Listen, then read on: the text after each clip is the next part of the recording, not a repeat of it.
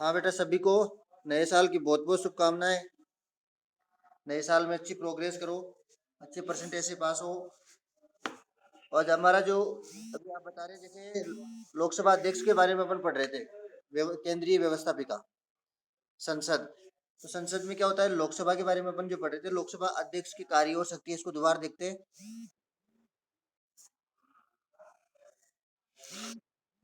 तो लोकसभा अध्यक्ष, तो पहले तो ये क्या होता है, लोकसभा में कुल हमारे 545 सदस्य है। तो उनमें क्या होता है, जो बहुमत, जिस पार्टी को बहुमत प्राप्त होता है, उस पार्टी के सदस्यों द्वारा लोकसभा के अध्यक्ष की नियुक्ति, अध्यक्ष और उपाध्यक्ष बनाया जाता है। अब उसको कौन कौन से पावर्स होते हैं, उसको क्या शक्तियां उसके अधिकार क्षेत्र में आती है, तो उनको अपन देखते हैं। तो ये क्या करता है, पहले तो लोकसभा में जितनी भी बैठकें होगी, सभी की अध्यक्षता करने की शक्ति इसको प्राप्त है। कार्य और शक्ति दोनों एक ही चीज है। क्या काम करता है ये, तो लोकसभा में होने वाली सभी बैठकों की अध्यक्षता करता है। और अध्यक्ष होने के नाते उस लोकसभा सदन में शांति व्यवस्था और अनुशासन बनाए रखने की जिम्मेदारी भी किसकी होती है, लोकसभा अध्यक्ष की होती है। पहला ये हो गया। दूसरा है कि लोकसभा में कब सुनवाई होगी, कब कौन से प्रश्न पर बोलना है, कि कब उसकी कार्यवाही स्टार्ट होगी। तो समस्त लोकसभा का समस्त कार्यक्रम कब से कब तक चलेगा, इन सभी की जिम्मेदारी किसकी होती है, लोकसभा अध्यक्ष की। कार्यवाही अध्यक्ष के द्वारा ही निश्चित की जाती है। वह सदन के नेता के परामर्श से, सदन का नेता कौन होता है, देश का प्रधानमंत्री। वह सदन के नेता के परामर्श से विभिन्न विषयों के संबंध में वाद विवाद का समय क्या करता है, निश्चित करता है। किसी विषय को लेकर के यदि वाद विवाद पक्ष और विपक्ष में करवाना है, तो उसको लेकर के समय भी निश्चित करता है कि इस समय हमें इस विषय पर वाद विवाद करना है।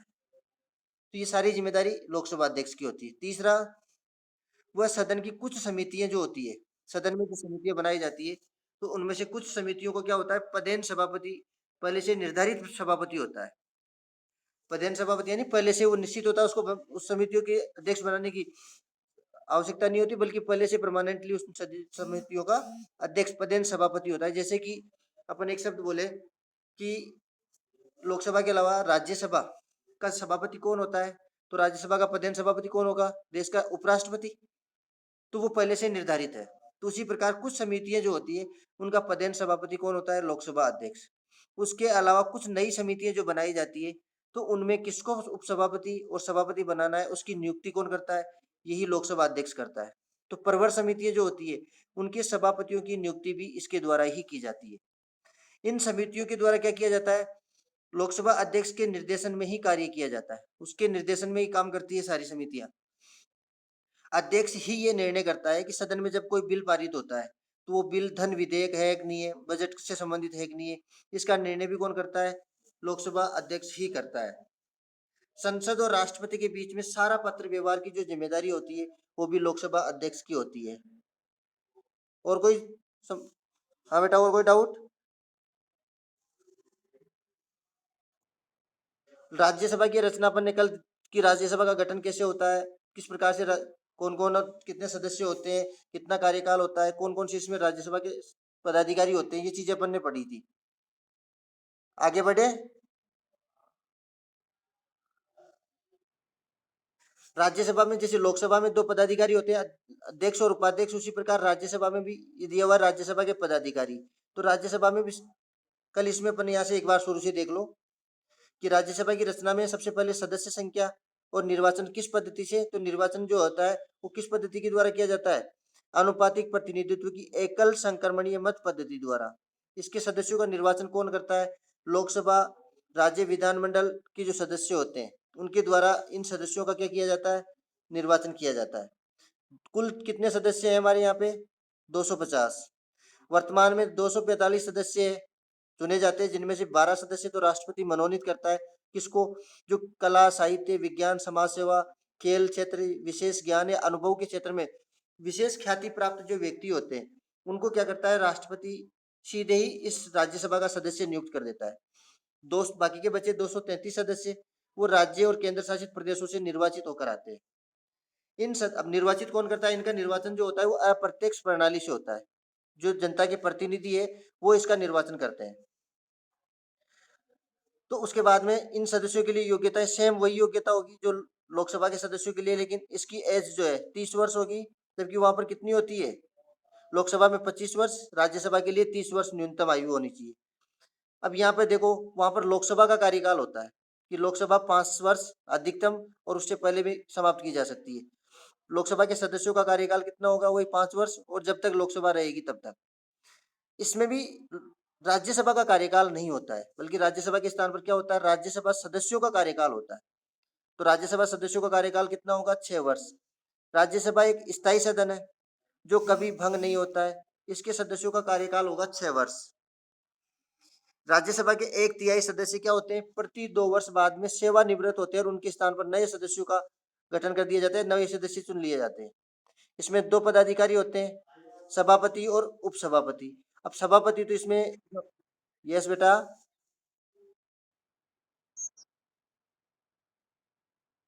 सदस्यों का कार्यकाल बेटा।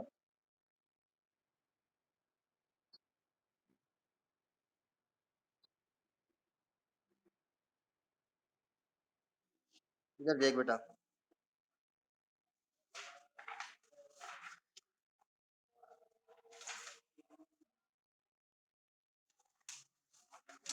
ध्यान से समझना इस चीज को, ये काफी, अभी अपन बात कर रहे हैं लोकसभा सदस्य की। एक तो ये स्थायी सदन है, स्थायी सदन का मतलब ये कभी भंग नहीं होता है। तो अब इसमें क्या है, जैसे अपने कुल टोटल कितनी सीटें हैं? 245 सदस्य चुनकर आते हैं हमारे। तो 245 में से क्या हुआ, जब हमारी लोकसभा के का पहली बार गठन किया गया, उस गठन के दौरान क्या हुआ, जैसे यहाँ पर जितनी भी सीटें थी, अभी वर्तमान के हिसाब से अपन देखें तो 245 सीटें हैं, उसके आधार पर कि क्या हुआ इसमें टोटल, जैसे 200, प्रारंभिक समय में 200 सदस्यों का निर्वाचन किया गया। 200, अपन ये मान लेते कि उस समय 200 ही सीट थी। तो 200 सीटों में से टोटल, अभी 45 सीटें तो बाद में बढ़ा दी गई, तो 200 सीटों में से क्या हुआ, 150 का निर्वाचन हुआ। और 150 सीटों के लिए, जैसे अपन बात करें, 2010 में मतदान हुआ, केवल ये एग्जाम्पल के तौर पे समझा रहा हूँ उसको, ठीक है ना। 2010 में कितने सदस्यों का? 150 सदस्यों का निर्वाचन हुआ। तो इसका जो कार्यकाल है इन 150 का, वो कब तक रहेगा? 2016 तक। 6 वर्ष का कार्यकाल होता है ना। अब बाकी इतने सदस्य कितने बचे यहाँ पर? 50 सदस्य। तो इन 50 का निर्वाचन जो है वो कब हुआ? 2012 में। यानी 50 सदस्य और ऐड कर दिए गए, कब? 2012 में। तो इन 2012 वालों का जो कार्यकाल जो चलेगा वो कब तक चलेगा? 2018 तक। फिर इसमें क्या हुआ, इन 45 सीटों को और बढ़ा दिया गया, तो ये 45 का निर्वाचन फिर से किया गया। तो ये कब किया गया? ये अपन बात करें जैसे 2015 में किया गया। अभी 45 जो सदस्य है, इन सदस्यों का कार्यकाल कब तक चलेगा? 2021। ठीक है। अब एक चीज बताओ, यहाँ से अपन यहाँ तक पहुंचे तो हमारी टोटल सीटें कितनी हो गई? 245। ये 245 सीटों पर अपन, लेकिन यहाँ पर क्या हुआ कि 2015 तक पूरी सीटें भर गई। 2016 जैसे ही होगा तो 2016 में कितने सदस्य रिटायर होंगे? 150। तो यहाँ पर कितने सदस्य रह जाएंगे? 150 होंगे तो 95 सदस्य तो फिर भी बने रहेंगे ना। तो इन 150 का क्या होगा? 2016 में से इनके स्थान पर नए सदस्य चुने जाएंगे। फिर से नए सदस्य चुनते यहाँ पर कितने हो गए? वो 150 और 150, 245। अब फिर से उसके बाद में 50 सदस्य जो है उनका कार्य, 16 में 150 चुने, वापस 245 हो गए। फिर उसके बाद में इनका कार्यकाल समाप्त हो जाएगा 2018 में। यानी प्रति 2 वर्ष बाद में इन्होंने एक शेड्यूल बना रखा है कि 1/3 सदस्य क्या होते हैं? रिटायर होते हैं, उनके स्थान पर नए सदस्य से। तो 2018 में फिर से 50 सदस्य जाएंगे और उनके स्थान पर नए सदस्य आएंगे, तो 50 जाएंगे, तब 195 तो सदन में है ना। तो 195 तो पहले ही बने हुए हैं। 50 के स्थान पर नए आए, कब? 2018 में। तो 2018 में जब दोबारा से इलेक्शन हुए और उसमें आए, तो 18 वालों का कार्यकाल कब तक रहेगा? 2024 तक। ठीक है बेटा। तो ये इस प्रकार से ये श्रृंखला चलती रहती है। 1/3 सदस्य क्या होते हैं? रिटायर होते हैं और उनके स्थान पर नए सदस्य चुन लिए जाते हैं। ये कभी भंग नहीं होती है। भंग कभी होगी? जब एक भी सदस्य नहीं होगा इसमें, तभी भंग होगी ना। तो इसलिए ये श्रृंखला जो है इसी रूप में चलती रहती है। लोकसभा क्या है? स्थायी सदन है, ये कंटिन्यू चलता ही रहेगा। इसमें कभी सदस्य जो है वो कुछ आते जाएंगे और कुछ रिटायर होते जाएंगे, उनके स्थान पर नए सदस्य आएंगे, फिर रिटायर होंगे, फिर उनके स्थान पर प्रति 2 वर्ष का अंतराल इनके बीच में दिया हुआ है। तो 2 वर्ष बाद में कुछ सदस्य जाते हैं और उनके स्थान पर नए सदस्य आ जाते हैं। ठीक है बेटा। तो इस प्रकार से ये जो होता है इसका कंटिन्यू चलता रहता है।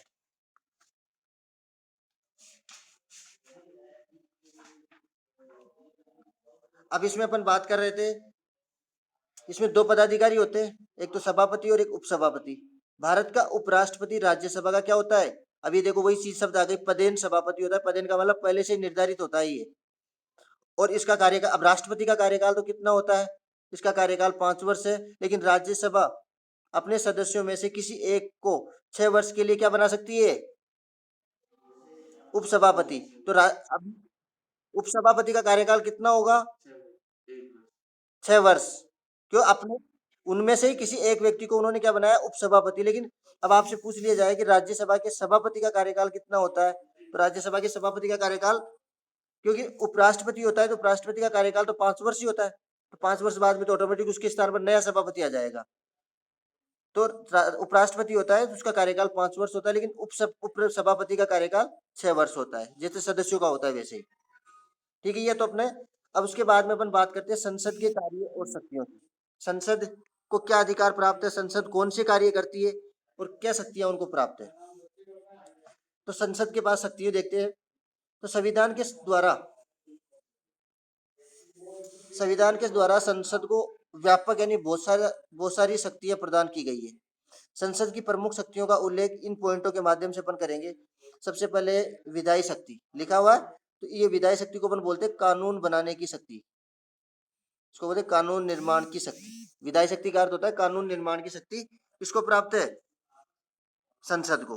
हमारे देश में जो कानून जो बना हुआ है, उस कानून में कोई भी चेंजेस परिवर्तन करना है या नया कानून बनाना है, तो उसकी शक्ति केवल संसद को प्राप्त है।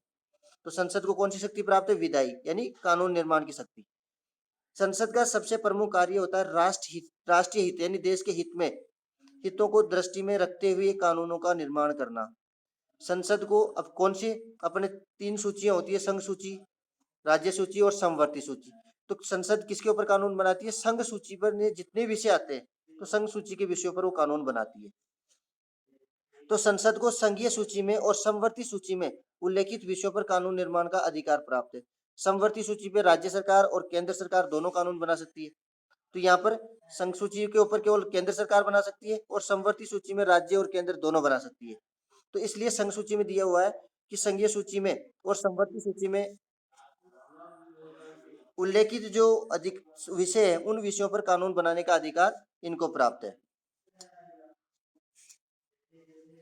यद्यपि फिर भी हम समवर्ती सूची के विषयों पर संघीय संसद और राज्य विधानमंडल दोनों के द्वारा ही कानूनों का निर्माण किया जाता है। इसने कहा है कि समवर्ती सूची जो है उसके विषयों पर संघ का मतलब केंद्र, संघीय संसद और राज्य विधानमंडल यानी हमारी राज्य सरकार जो है, वो दोनों के द्वारा ही कानून निर्माण किया जा सकता है। दोनों को ये अधिकार प्राप्त होता है।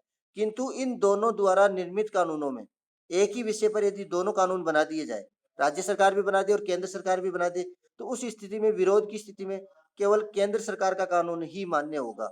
इन दोनों द्वारा निर्मित कानूनों में पारस्परिक विरोध होने की स्थिति में संसद द्वारा निर्मित कानून ही मान्य होगा, राज्य का कानून वहां पर मान्य नहीं होगा। संसद के द्वारा अवशिष्ट विषयों पर भी कानून निर्माण किया जा सकता है, कुछ विशेष विषयों पर भी, चाहे वो किसी भी सूची में आते हो, लेकिन उनको अपन किसी न किसी रूप में संघ सूची का विषय बना करके उसके ऊपर भी कानून निर्माण का कार्य संसद कर सकती है। तो पहली शक्ति क्या हो गई?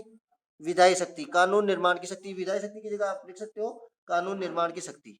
विधीय का अर्थ होता है कानून, तो कानून निर्माण की शक्ति। पहले आगे सबके समझ में।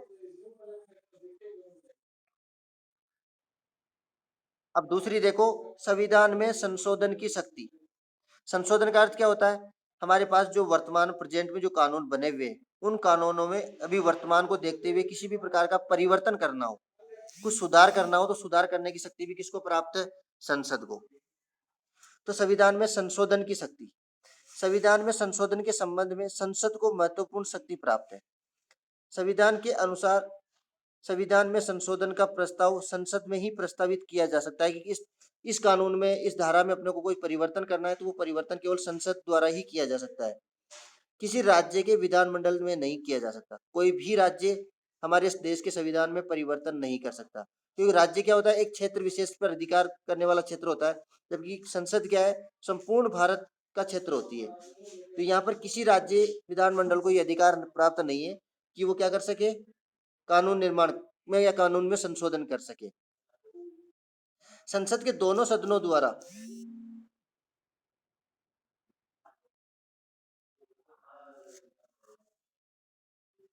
संसद के दोनों सदनों द्वारा संविधान के संशोधन का कार्य किया जाता है। किसके द्वारा? लोकसभा और राज्यसभा दोनों सदनों द्वारा।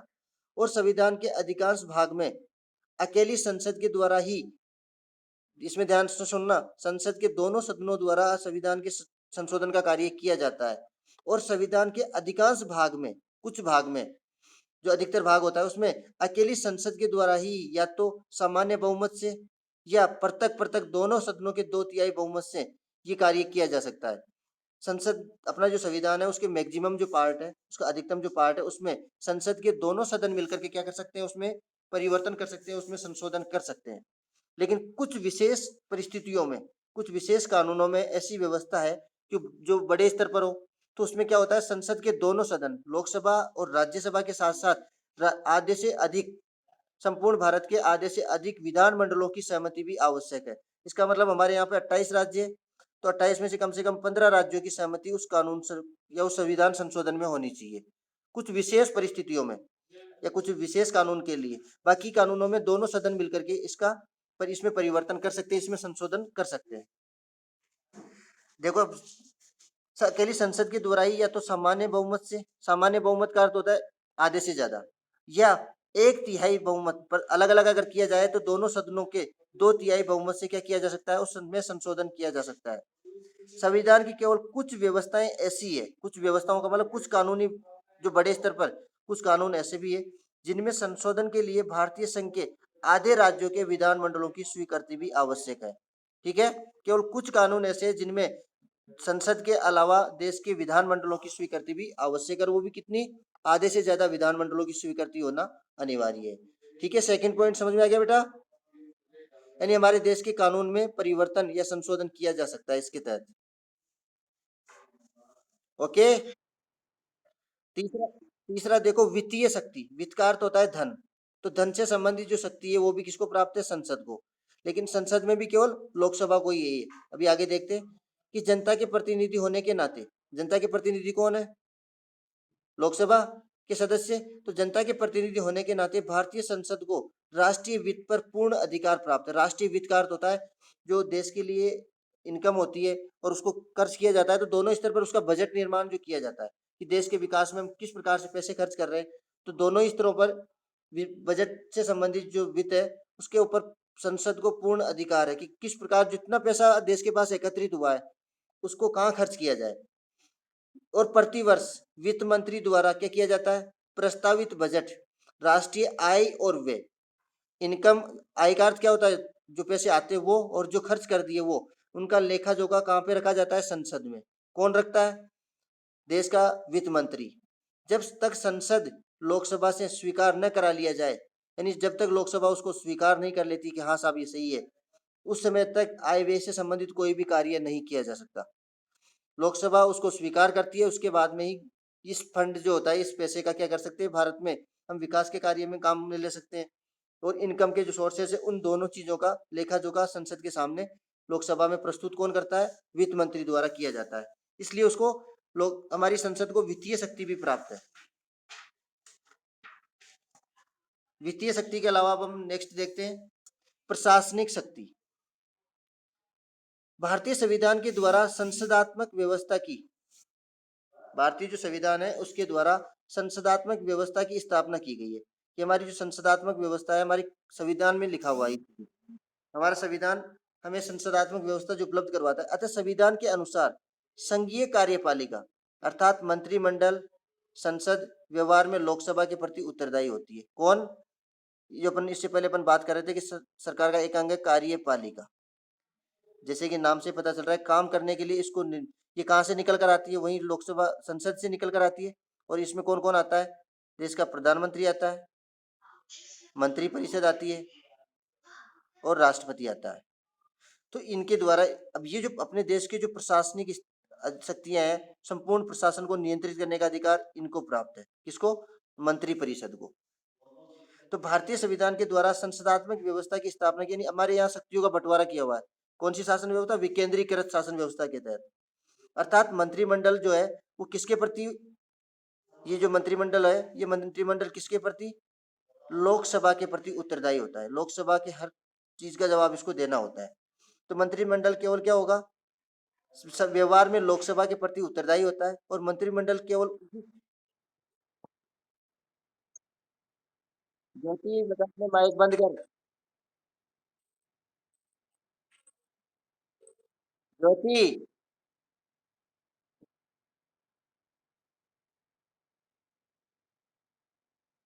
ज्योति शाह।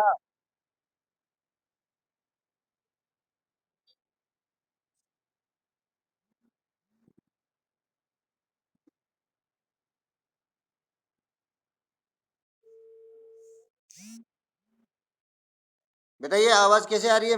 ज्योति माइक को बंद नहीं रखती।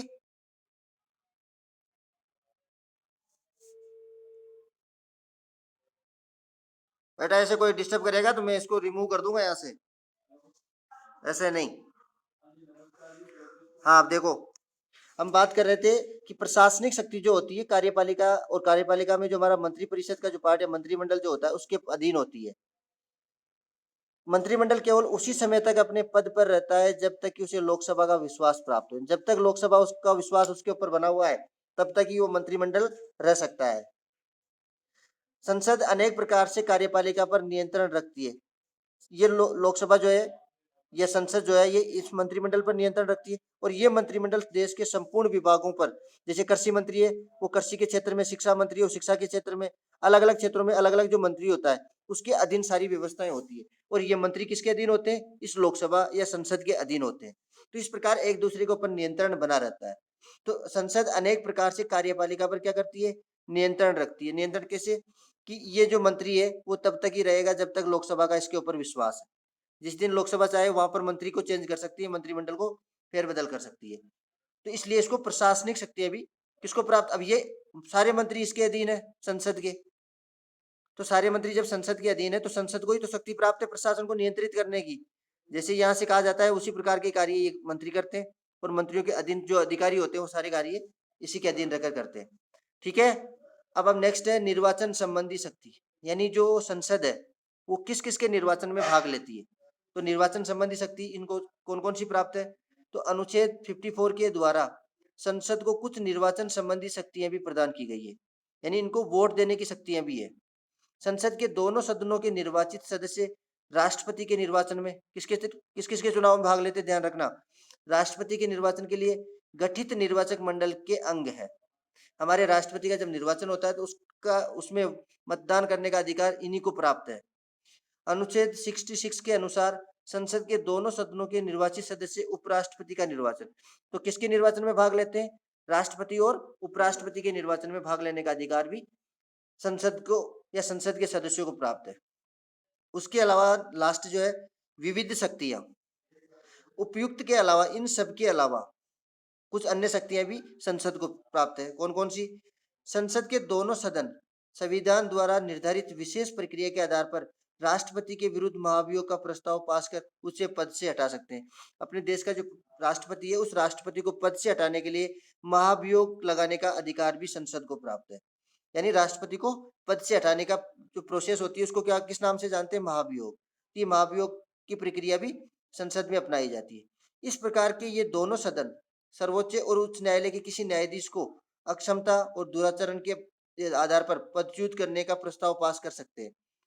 इस राष्ट्रपति के अलावा हमारे सर्वोच्च न्यायालय का जो मुख्य न्यायाधीश होता है, उच्च न्यायालय जो होता है, उसके न्यायाधीश को भी ये क्या कर सकते हैं? अपने यहाँ पर उसका प्रस्ताव पास करके उसको अक्षम यानी कार्य करने के लिए योग्य नहीं है या दुराचार का दोषी मान करके उससे को पद से हटाने का अधिकार भी संसद रखती है। इस प्रकार का प्रस्ताव प्रत्येक सदन में 2/3 बहुमत से, किस प्रकार का? चाहे राष्ट्रपति हो चाहे सर्वोच्च न्यायालय का मुख्य न्यायाधीश हो, अगर उनको हटाने के लिए संसद के दोनों सदनों द्वारा ये प्रस्ताव पास हो कि 2/3 बहुमत से पास होना चाहिए कि इसके खिलाफ दुराचार या इसके खिलाफ कार्य नहीं करने, तो इस प्रकार का बहुमत अगर पारित हो जाए तो उसको पद से हटाने का अधिकार भी संसद को प्राप्त है। उपराष्ट्रपति को हटाने के लिए राज्यसभा द्वारा ही प्रस्ताव पारित या लोकसभा द्वारा अनुमोदित किया जाता है। पारित और अनुमोदित में अंतर होता है कि उपराष्ट्रपति किसका पदेन सभापति होता है? राज्यसभा का। तो उपराष्ट्रपति के खिलाफ केवल राज्यसभा ही क्या कर सकती है? इसका प्रस्ताव पास करती है। केवल लोकसभा उसको अनुमोदित करती है, स्वीकार या अस्वीकार करती है, केवल इतना अंतर होता है। जबकि राष्ट्रपति के खिलाफ लोकसभा और राज्यसभा दोनों से बहुमत से 2/3 बहुमत से वो प्रस्ताव पारित होगा, तभी जाकर राष्ट्रपति के ऊपर महाभियोग प्रक्रिया अपनाई जा सकती है। महाभियोग प्रक्रिया का अर्थ राष्ट्रपति को पद से हटाया जा सकता है।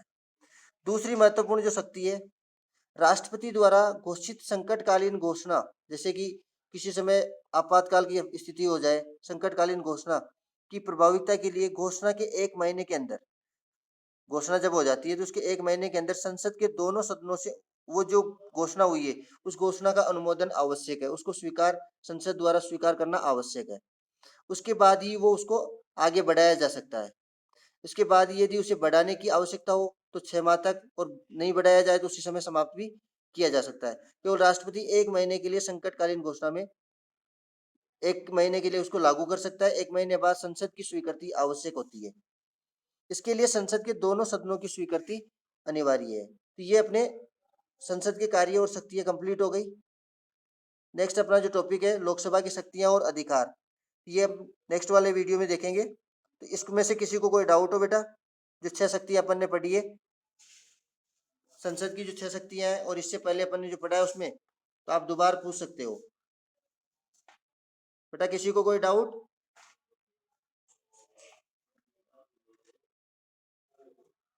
बेटा आवाज सुनाई दे रही है? फोर्थ पॉइंट कौन सा है बेटा? प्रशासनिक शक्तियां। प्रशासनिक शक्तियां ये होती है कि अपने यहाँ पे जो देश के आंतरिक भागों में, जैसे इसको शुरू से समझना,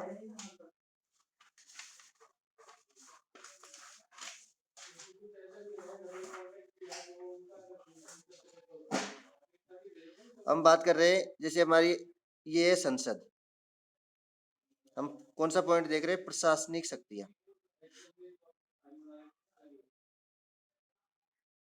प्रशासनिक शक्तियां जो है इसमें संसद, अब संसद जो है, संसद के 2 सदन अपन देख चुके हैं, लोकसभा और राज्यसभा। फिर उसके बाद में इसी का एक पार्ट आता है जिसको अपन बोलते हैं कार्यपालिका, और कार्यपालिका में प्रधानमंत्री होता है और मंत्रिपरिषद होती है। इसमें अपन देखते हैं कि इस मंत्रिपरिषद में कृषि क्षेत्र में कृषि मंत्री, शिक्षा के क्षेत्र में शिक्षा मंत्री, सर हर क्षेत्र के लिए अलग अलग मंत्रिमंडल, अलग अलग पद दिया जाता है इनको। अब कृषि से संबंधित जितना भी अपने भारत में देखते हैं कि संपूर्ण भारत में कृषि से संबंधित जितने भी अधिकारी होंगे वो किसके अधीन होंगे?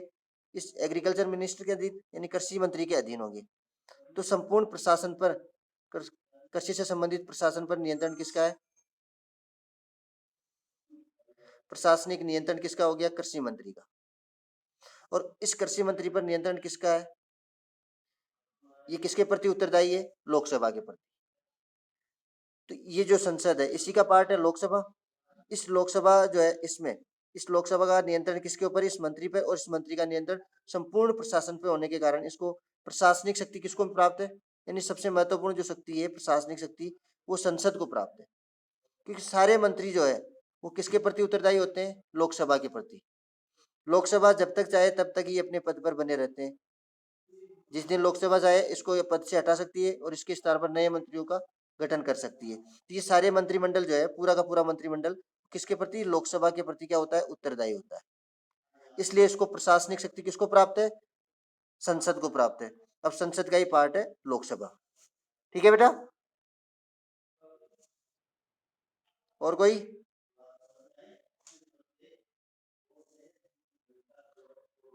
बेटा और किसी के कोई दिक्कत हो?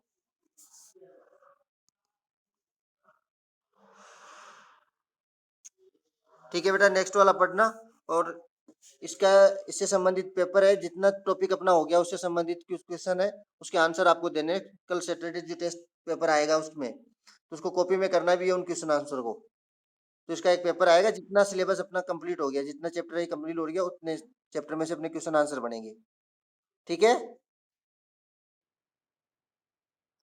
ओके बेटा, एक एक करके लेफ्ट हो जाओ अब।